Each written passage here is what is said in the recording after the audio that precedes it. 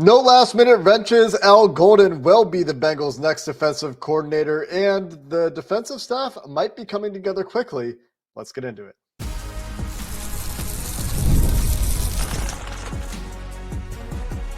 You are Locked On Bengals, your daily Cincinnati Bengals podcast.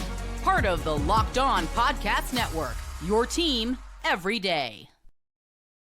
What up, Bengals fans, and welcome to another episode of the Locked On Bengals podcast. I'm your host, Jake Liscow. He's your host, James Rapien, and we are Locked On Bengals as they have made a defensive coordinator hire. Reportedly, they've also identified their next defensive line coach. You will get into all of that news in this episode of Locked On Bengals. And for some of you, this might be the second episode you see from us in one day. For those of you that didn't see the previous episode, because we have posted 2 episodes in the same day due to this breaking news that has brought us back together this Wednesday afternoon. We did a show earlier on Wednesday with a little bit more information about Scott Peters, an update on the stadium lease negotiations. The everydayers certainly have seen that, I'm sure. And those of you who make us your first listen, welcome back to all of you, by the way. And if you're new, we'll have you covered with the rest of the Bengals hires this year. And if Al Golden speaks to the media sometime between now and our next show, which will be Sunday at this point, we'll be back with analysis of what Al Golden has to say at that point. But until then, this might serve as your episode for the rest of the week until or unless we hear from Al Golden. And it is, as expected, James, the former Notre Dame defensive coordinator. One of the most fascinating things to me about it, as this news percolated into the national zeitgeist a little bit after the national championship game was reported by the national reporters. Everyone who follows the Bengals has known this for a while, but is the reaction from those that cover Notre Dame closely or are tied to Notre Dame. They are upset, not mad, but sad to be losing Al Golden as defensive coordinator, a guy that seems to have really earned the love of Notre Dame. Sure. You know why? Because Al Golden's a good football coach. That's why. And regardless of the search, which we talked about earlier this week, we talked about on our Wednesday show. So feel free to check that out, the search and not a wide net and all of those things and the good and bad that come with it. And I think there are pros and cons. But ultimately, what are you looking for? You're looking for a really good defensive coach that's going to get the most out of your defense. I don't know if that's going to happen, but Notre Dame knows that he's a good coach, and Notre Dame wanted to keep him. Notre Dame wanted to see him continue to maximize their defense and help them win college football playoff games and their defense carry them against the Georgia team or carry them against Penn State when the offense really couldn't do anything for most of that first half. The point is, the Bengals got a really good coach here. I don't know if that's going to mean it works. 2 different things. Good coaches get fired in the NFL all the time. Good coaches don't work out all the time. But Zack Taylor told, I don't know if he told Albert Breer, but it was Zack Taylor's top guy, Albert Breer, reporting, and that fits this search. That fits exactly what we've kind of known throughout this process. I think Patrick Graham really impressed them. But the moment the Bengals, and as we record this 16 days ago, January 6th, the moment the Bengals fired Lou Anarumo, I think in Zach's head, he said, I have to talk to Al Golden. I think Al Golden's going to be a real contender here and maybe the guy. And guess what, ladies and gentlemen? They've talked over the past 16 days. This wasn't something that they waited to do until Monday night after the national championship game. What do you mean? Talked. What do you mean? They've talked. That's why and so the fit and the strategy and the scheme and the personnel and who they're going to hire as defensive line coach, which we'll get into, and all of those things. Guess what they've been doing? Talking about them, making sure that it was a good fit, making sure that the front office would pay, all of these things, all of these thoughts. So it might not have been the widest net, and I don't know if it's going to work, but they did get a good football coach. And the whole point was to get a good football coach. And I think whether or not Al Golden has success is about all of the other things that I'm sure we're going to talk about when it comes to fit, the front office, and all of the above. And to play devil's advocate to those who want to be critical of the wide net and such, and we talked about it. We literally spent an entire episode, maybe not an entire episode, a good A portion lot. of an episode earlier this week talking about the process and why the process didn't feel good.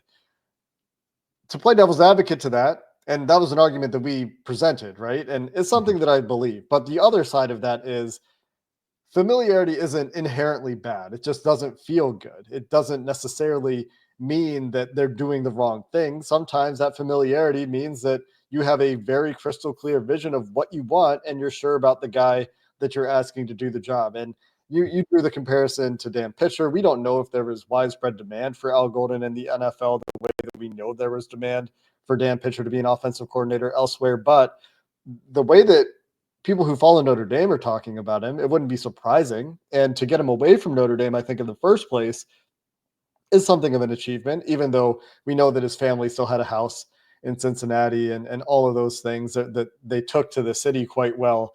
And the Bengals really liked him when he was a defensive coach, or a linebackers coach for the team, and he was very involved. He was the next guy. He was Lou Anarumo's top lieutenant when Mm-hmm. when they were working together in Cincinnati. So all of the theories are out there. And, he's not Robert Saleh. He's not Dennis Allen. He's not Patrick Graham. If any of those were your guy, and I think I made a pretty compelling case for Patrick Graham. It's probably a week ago at this point when we were talking about those two guys being the finalists. Patrick Graham looks like a pretty appealing candidate given the variety of guys he had worked for throughout his career, the Belichick background, and all of the things you can take away from one of the legends of the game who was a brilliant defensive coach in Belichick. That doesn't necessarily mean that the Bengals are doing it wrong here because they knew Al Golden, because Zach is familiar with Golden. It could just mean that he does everything the way Zach wants it to be done. And when you look at the reaction again from the people who have paid close attention to Notre Dame lately, the Mike Golick Jr. tweet 25 minutes before we started recording this episode, James. Hate to see him go, but appreciate everything he did for Notre Dame. That defense was aggressive as hell and always prepared, sort of like Aaron Glenn with the Lions. Guys kept getting hurt, and they never once lowered their standard. That's the kind of respect that you see for Golden, for those that follow Notre Dame closely. We've talked about his adaptability. We've talked about his ability to develop players. We've talked about how he runs that defense with great communication that was visible on the field during the national championship game. Even if the defense couldn't hold up to Ohio State, it was obvious that there was a high degree of communication on the field from Xavier Watts, who's going to be in every second round Bengals mock draft from now until April, and those linebackers. The communication was at a high level. They looked prepared. They were just outgunned, quite frankly, in my opinion, quite often. And people will pick apart that 3rd and 11 call, I think, from now until the beginning of the preseason, probably, when talking about this hire. But there's a lot of good with Al Golden's track record. And I think we also talked a couple of days ago about the folly of looking at just one game for any coach like this. Sure, no doubt. They were going to lose to Ohio State. We knew it before the game. Most people that were aware of Ohio State's talent knew it before the game. I thought they played pretty well considering the circumstances and the talent disparity between the two teams. But it isn't about one game. It's about making sure it's the right hire at the NFL level.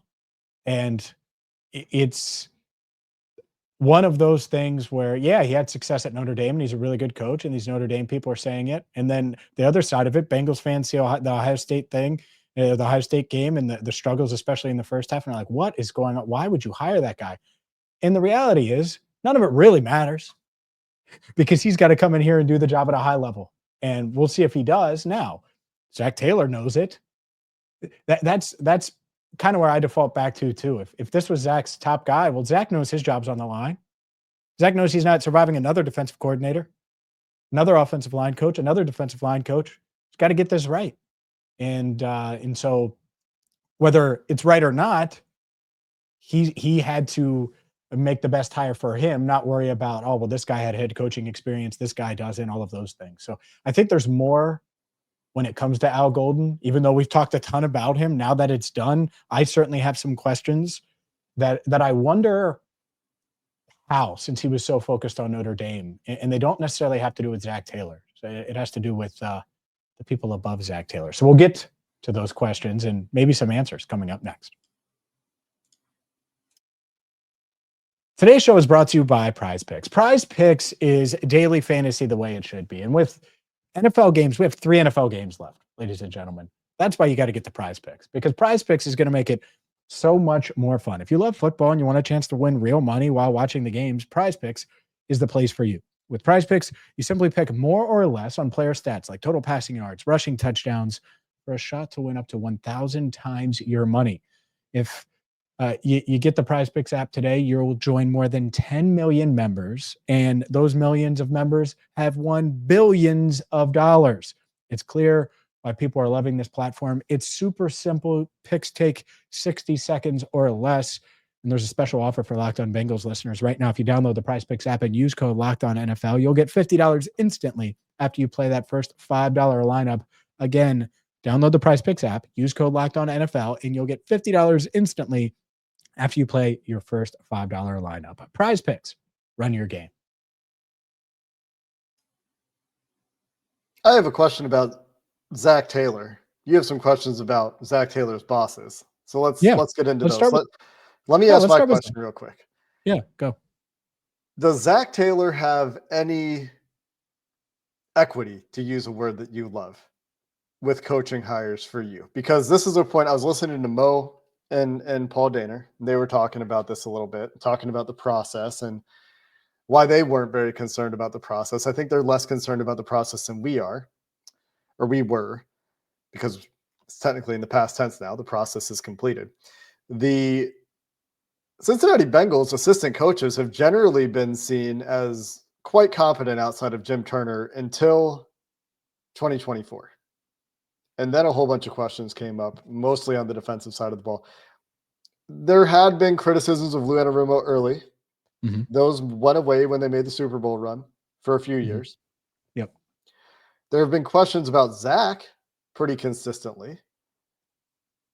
But Brian Callahan very quickly got a head coaching job. Dan Pitcher last year, Dan Pitcher was seen as a top offensive coordinator candidate before the Bengals bent over backwards to keep him. Mm-hmm. So do you think that Zach deserves a benefit of the doubt at all when it comes to putting together a staff? Or is like the Jim Turner thing just such an indictment that we can never trust any of his hires?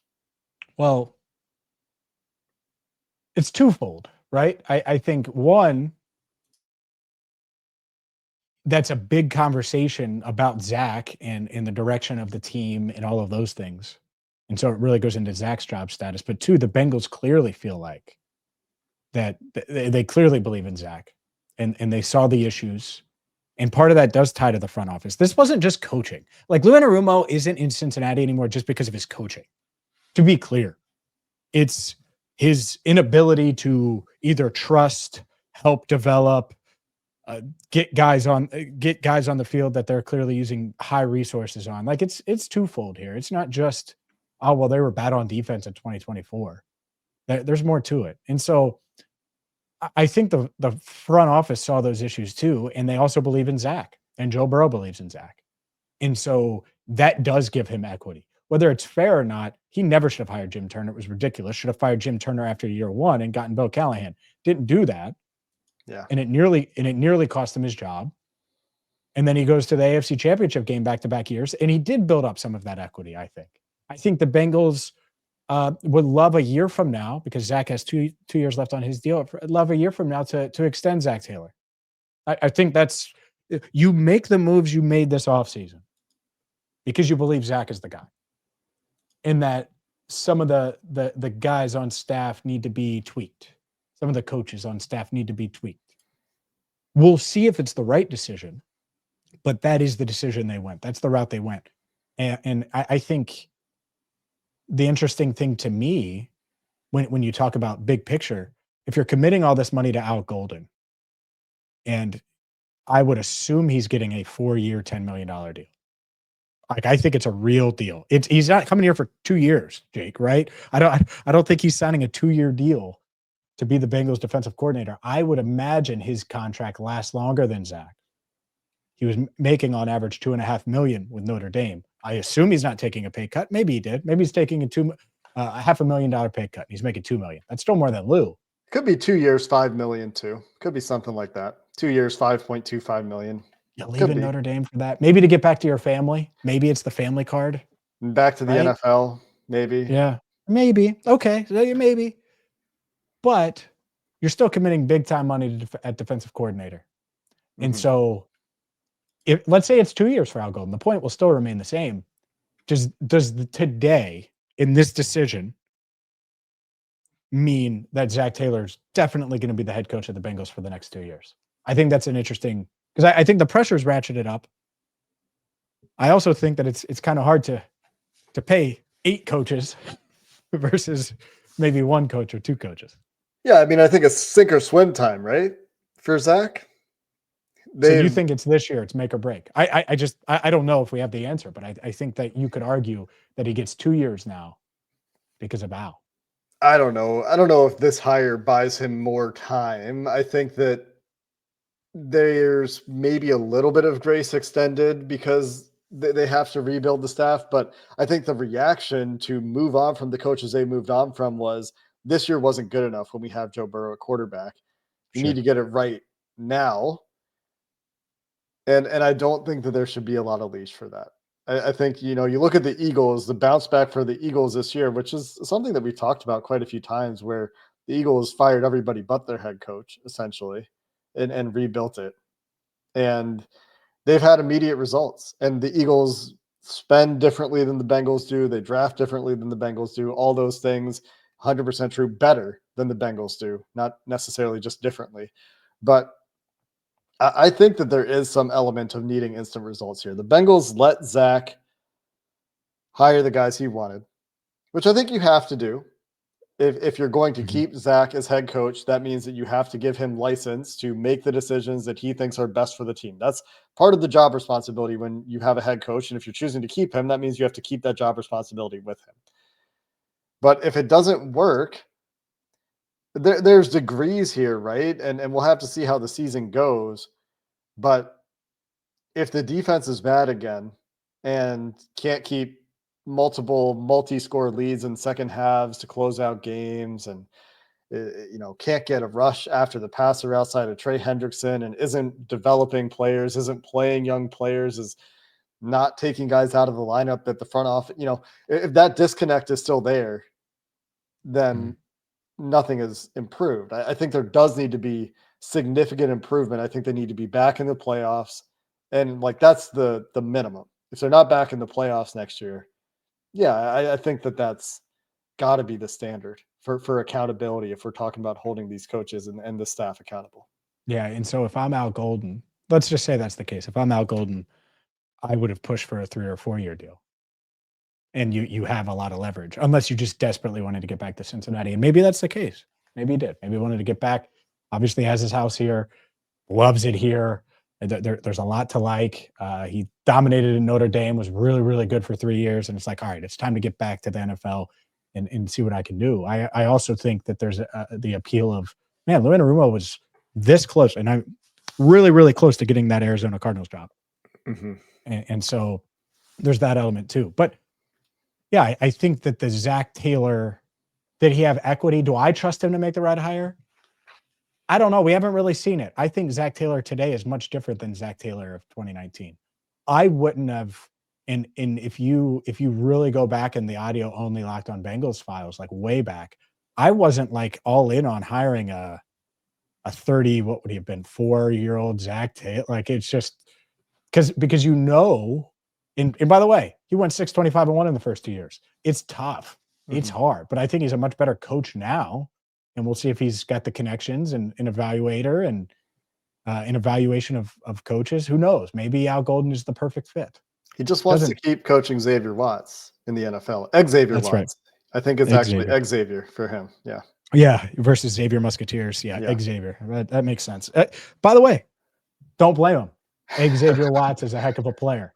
But let's get to the front office stuff. We also have the defensive line coach to get to, but the front office stuff, because I do think it's fair to say if Al Golden isn't on the same page with the front office, this hire could go in the wrong direction, much like Lou Anarumo quickly went in the wrong direction and is now the Indianapolis Colts defensive coordinator. Congrats to Lou, by the way. I'm not sure we did that, but we'll get to the front office and how it relates to Al Golden coming up next.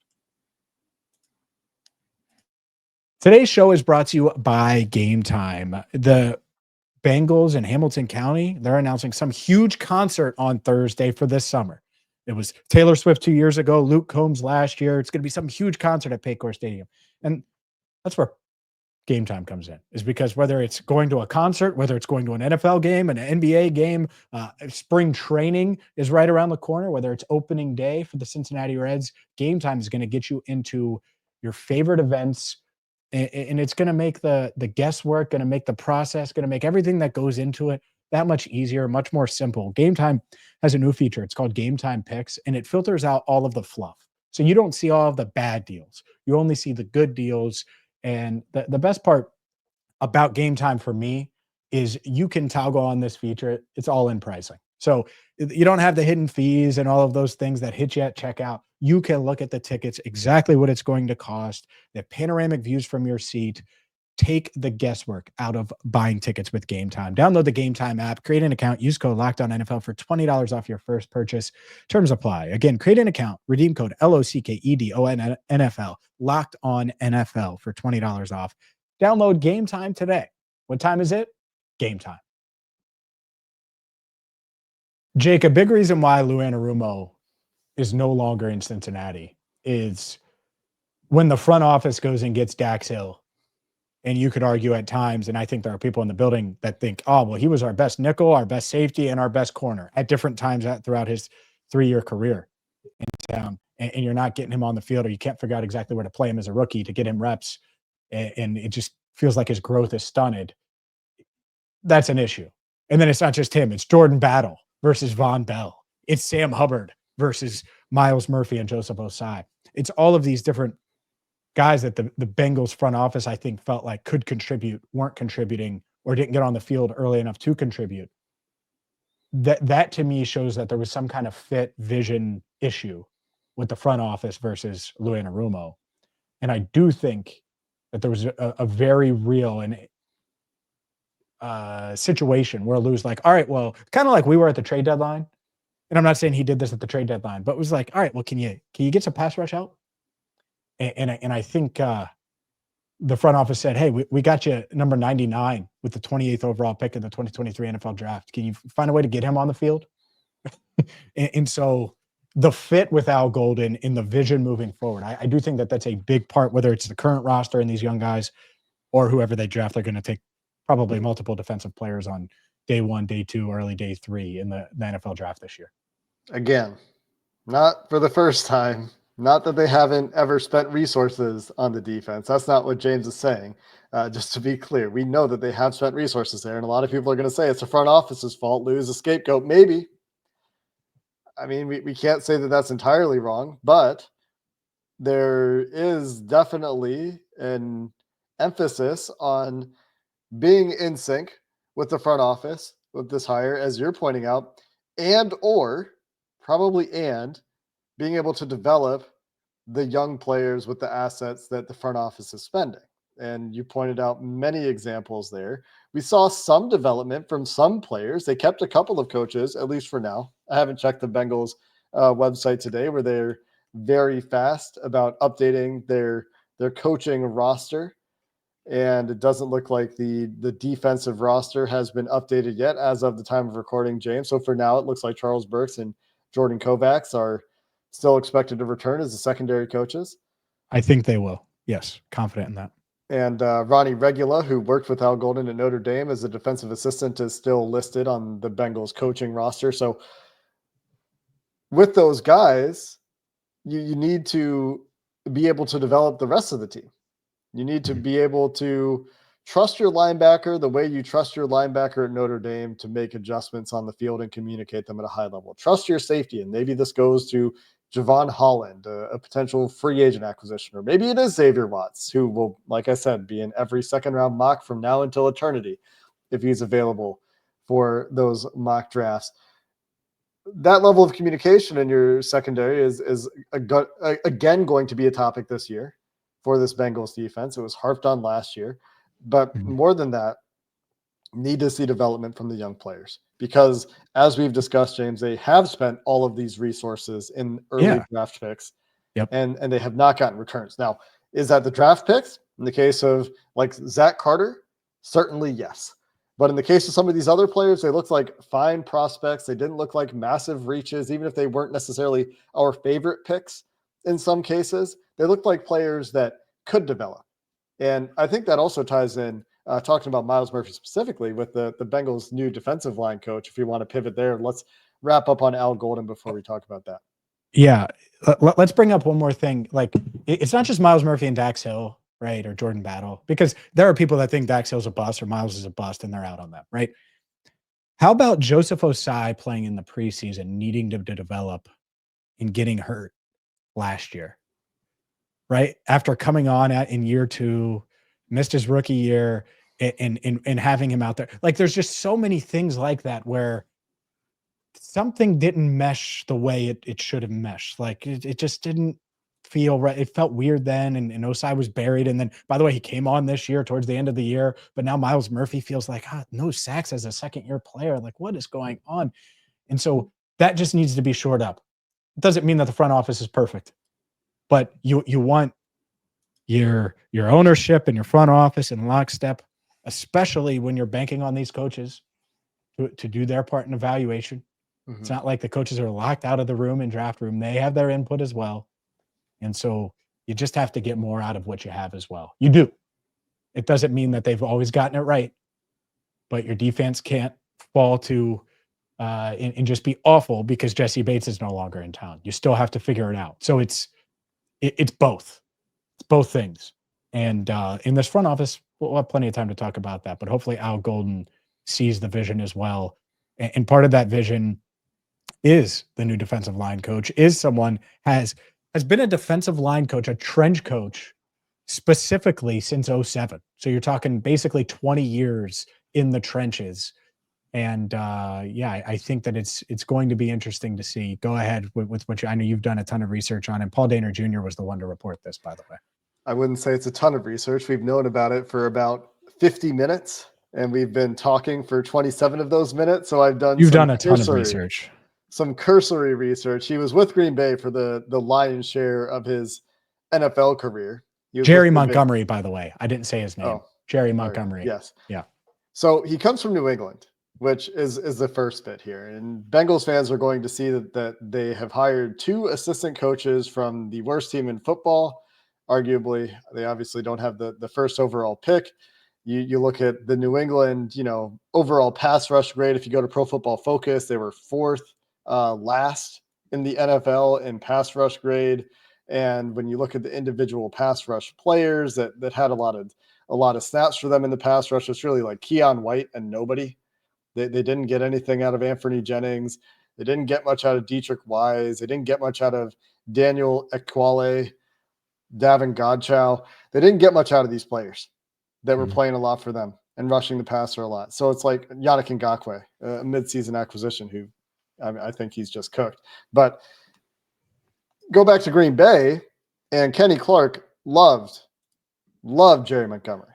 Mm-hmm. And Rashawn Gary, a player that we have often discussed as a potential career path for Myles Murphy in terms of raw player who needs development to break out, broke out when Jerry Montgomery was in Green Bay. It was only 1 year in New England with Jonathan Mayo before he was apparently not retained for the next regime in New England. And so the things that I would say are, one, you don't totally dismiss a lack of production in a previous stop. And it's not just pass rush, obviously, when you're talking about a defensive front. It's not that simple, right? And New England wasn't very good at anything on defense. A couple of those players on the defensive front were fine run defenders.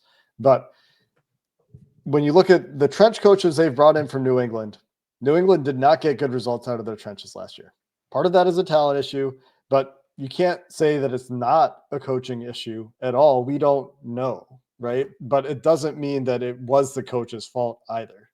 And so with this particular coach, with Jerry Montgomery, much longer track record than with Scott Peters on the other side of the ball on the offensive line, where you can look back to Green Bay and see that, okay, he did help them develop a few pieces there. And that defensive line, when he was around in Green Bay, had a few magnificent years when he was in charge. And so at least he has those skins on the wall where he's had very productive units in the past. Now, whether that translates to Cincinnati, we'll see. There certainly needs to be a focus on development between Montgomery and hopefully that Rashawn Gary career path, and Al Golden, and bringing that college experience where he's getting guys to break out midseason, true freshmen playing on a national championship defense team. That needs to be an emphasis for all of these guys. But interesting to see one of these key defensive position coach hires happening as Al Golden is announced, essentially. Yeah, I mean, you're hoping that by midseason next year we're calling Miles Murphy Miles Gary. Like, you want him to go on that Rashawn Gary path. You want him to break out in year 3, and you're bringing in the coach that helped that. Now, is it going to work? I'm not sure. The NFL does this, man. I walked into my gym today, and by the way, multiple Bengals fans at my gym. Anyway, the guy working the front desk was like, "Hey, do you guess who was in yesterday?" It was Marion Hobby. And guess what Marion Hobby's waiting to do? Go on the tour and go try to get a gig somewhere. It's what coaches do. And so Jerry Montgomery, hopefully he's the right fit. Hopefully he can get the most out of these young guys. And there are a lot of young guys that they're banking on in that defensive line room. They aren't going to add 6 defensive linemen this offseason. They need to get more about what they have. It is just it. They spent the first rounder on Miles Murphy, a second rounder last year, and a third rounder last year on Jenkins and McKinley Jackson. And so when you do that, you need to get something out of them. And so we'll see if Chris Jenkins can step up and McKinley Jackson can step up and Miles Murphy can step up. They think that Montgomery can get the most out of him. So we'll see. Jerry Montgomery, he's already got some clay to work with, and we'll see if he'll be able to maximize it. Talk about pressure for a positional coach coming in. There's so much scrutiny. I mean, for Scott Peters too, so much scrutiny on the offensive guard position, Amarius Mims development, defensive that's an episode. development. That's an episode, I think. Boy, who has more pressure on them, because both have pressure. Both sides. Don't envy that pressure, but that's why these guys do that job. And we do this one. Sitting in my living room talking about the Bengals. That's going to do it for this episode of the Locked On Bengals podcast. We'll be back if we hear from Al Golden. Otherwise, we'll talk to you soon. Thanks for listening to this episode. Hoo day, and have a good one.